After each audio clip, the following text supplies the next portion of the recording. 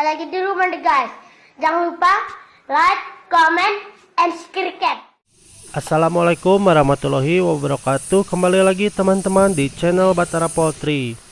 Ya, di kesempatan kali ini saya mau membahas nih, kenapa sih sirip ikan cupang halpun itu bisa sobek sendiri, teman-teman. Ada beberapa banyak faktor tentunya. Tapi di sini saya akan mengutarakan 5 faktor penyebab sirip ikan half moon itu bisa sobek sendiri seperti di video ini, teman-teman.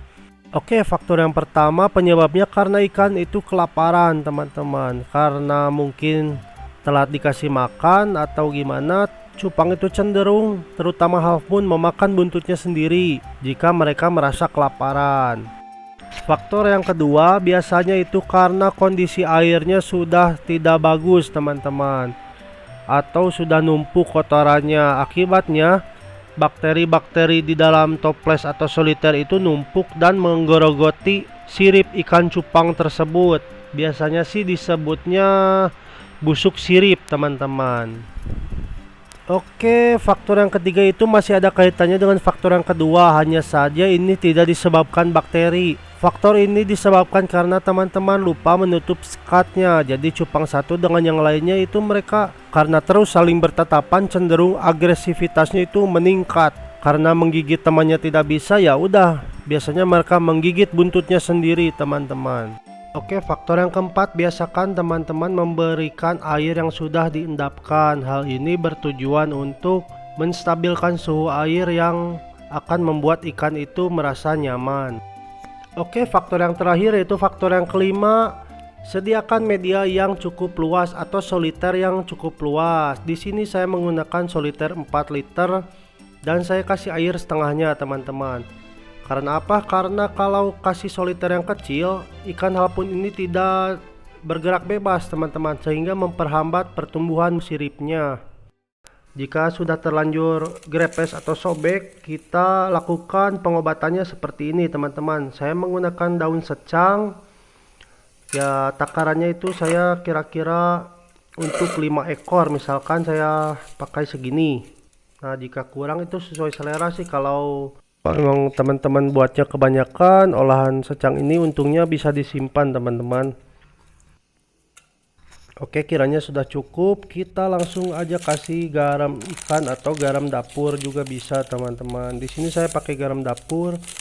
Takarannya kira-kira 3 sendok makan. Nah, oke, kiranya cukup. Tinggal kita kasih air secukupnya. Yang penting daun secangnya itu terendam. Lalu kita rebus.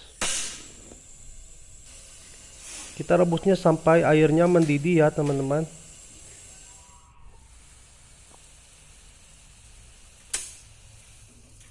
Nah, kira-kira ini udah cukup mendidih dan kita tiriskan sampai dingin.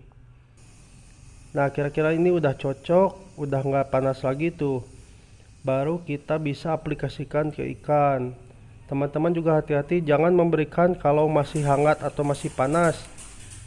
Harus benar-benar harus sudah dingin, teman-teman ya. Kalau di sini saya menggunakan suntikan ini sekitar 3 mili biasanya untuk takaran 1 soliter. Soliter 4 liter yang saya isi setengahnya. Ini saya kasih 3 mili aja, teman-teman, seperti ini.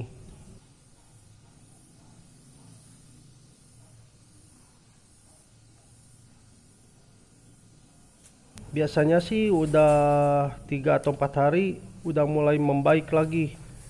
Langsung bulunya itu biasanya cepat sekali tumbuhnya kalau pakai olahan secang tuh, teman-teman.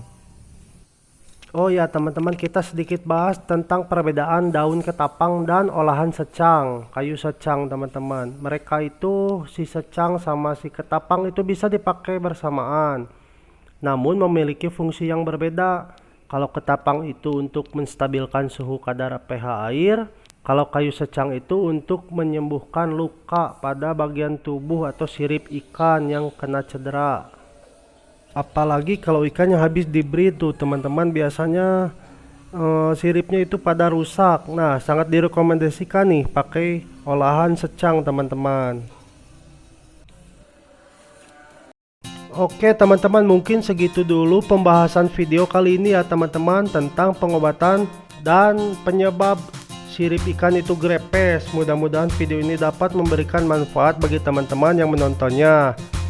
Jika teman-teman merasa video ini bermanfaat, bisa tinggalkan jejak dengan mengeklik tombol like, subscribe, dan komen ya teman-teman. Kasih tahu juga teman-teman kalian supaya mereka tahu apa yang kalian tahu. Oke, sampai jumpa di video selanjutnya. Wassalamualaikum warahmatullahi wabarakatuh. See you again.